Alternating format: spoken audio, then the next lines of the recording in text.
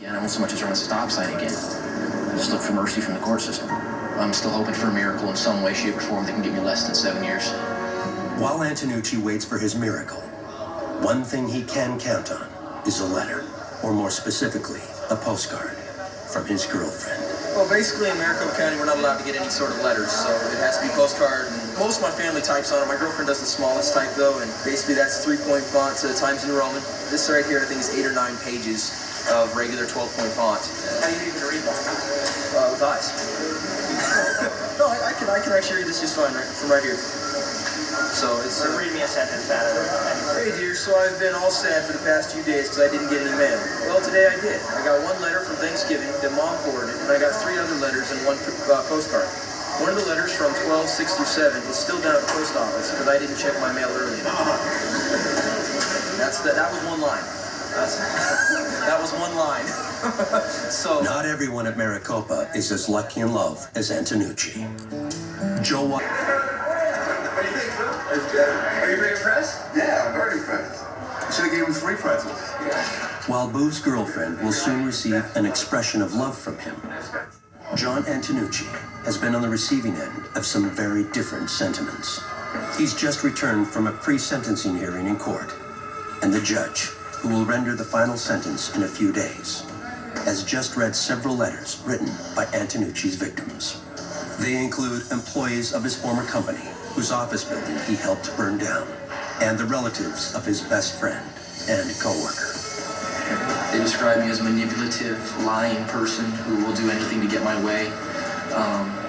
They described a person that is a danger to society. It was said that the judge should look past my clean-cut exterior and charismatic behavior to see the true terror that I am. That's a direct quote. As well as the fact at least one person, maybe 2, said they fear for their lives when I get out, saying that I would come back with a vengeance. With 21 years of his life at stake, Antonucci needs to find a way to make other people see him as he sees himself. I've done a lot of harm, and I believe I can also do a lot of good if given a chance, and I just hope I'm ever given that chance. A scathing newspaper article haunts another just days before his sentencing. Does that have an impact? Obviously not favorable, but it's just. Transferred to prison.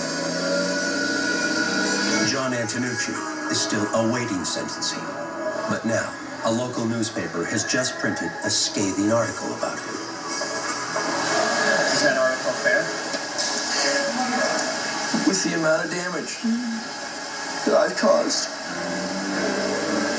anything's fair.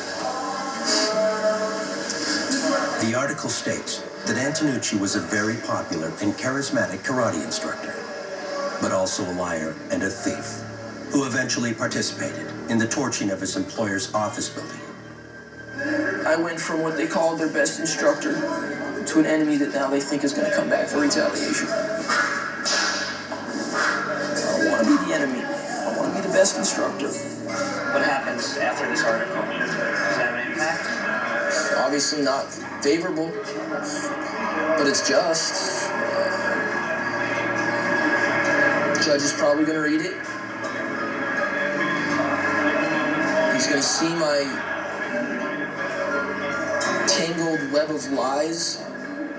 And when I stand in that courtroom and I tell him I'm sorry, I doubt he'll believe a word I say. The newspaper that published the article on Antonucci is the same one Joe Watson used to. And now, ironically, after a routine cell reassignment, the jail has made Watson and Antonucci cellmates. The object is to try to get me to stay in the same, which is extremely difficult, but they do that. The new cellies have helped each other battle boredom by finding another use for dominoes. The point is since though he didn't make any in, I would have had to do a minimum of 10 push-ups. For every domino he could have gotten to land in the sink, I would have to do an additional 10. John, I think, has lived a fairly sheltered life, so it's hard for us to connect as far as popular culture. I think he told me he saw his first film, he was like 15, 16, something like that.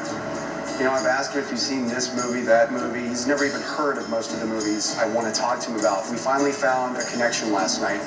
He's seen Office Space, and Office Space is my favorite movie of all time. Office Space about Ranich copes with the reality of her future. John Antonucci is about to find out what's in store for his. He's only moments away from a court appearance where he will receive his sentence.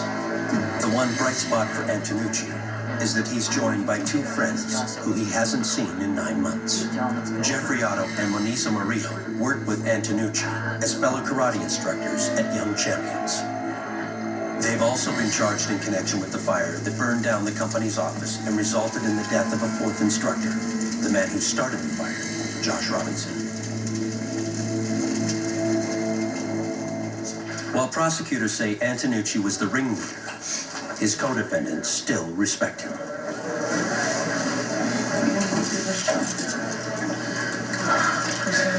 problem is it's going to be just a little blur. It's not forever. It's going to be okay. Pray for you. Like, in a way, John is still a good friend of mine. He's really upbeat and energetic guy. Really nice. Really religious, too. Anyway, now you just gotta worry about making it through, okay?